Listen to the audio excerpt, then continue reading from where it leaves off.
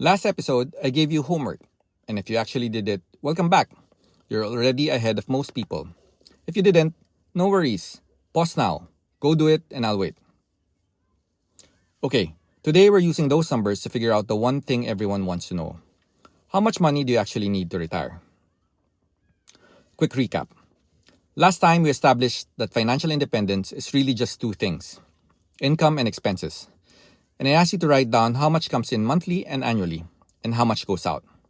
Those numbers, rough as they may be, are exactly what we need today. Don't worry if they're not perfect. We'll refine them in future episodes. For now, we're working with what we've got. So here's the big idea of today's episode. There is a number, one single number, that tells you whether you have enough saved to retire. And that number is 25 times your annual expenses. That's it. That's the target.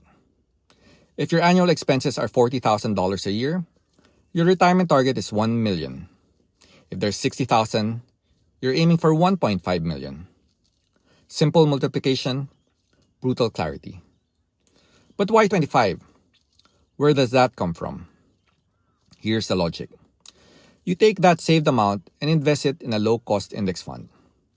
Historically, these average around 7 to 8% return per year. You then withdraw 4% of your total each year to live on.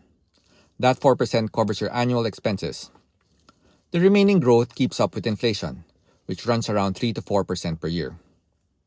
The result? Based on an actual academic study, which I'll break down in a future episode, this approach should keep your money alive for at least 30 years. So if you retire at 60, the math says you're funded through 90. Not bad for a formula that fits on a post-it note. This is your baseline, your North Star, your financial finish line. Now, take out those numbers from last episode. Look at your annual income. Subtract your annual expenses. That difference is your savings, or what should be your savings.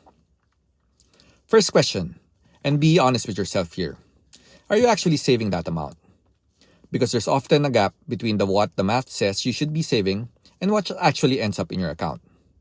No shame in that, but we need to know the truth before we can fix anything. Second, take whatever savings you already have today, then add to that your current annual savings multiplied by the number of years you expect to keep working. Is that total greater than or equal to 25 times your annual expenses? If yes, genuinely, congratulations, you are on track. Keep going. If no, don't panic. You might still have plenty of time. And more importantly, there are levers you can pull to close that gap. We will get into all of them in the coming episodes. Here's the thing about this number. It's not meant to scare you. It's meant to orient you. Most people drift through their working years with no idea if they're on track or not. You now have a target, a real one. And that already puts you in a very small, very intentional group of people. Next episode, we start refining. Because 25 times is the beginning, not the end. See you there.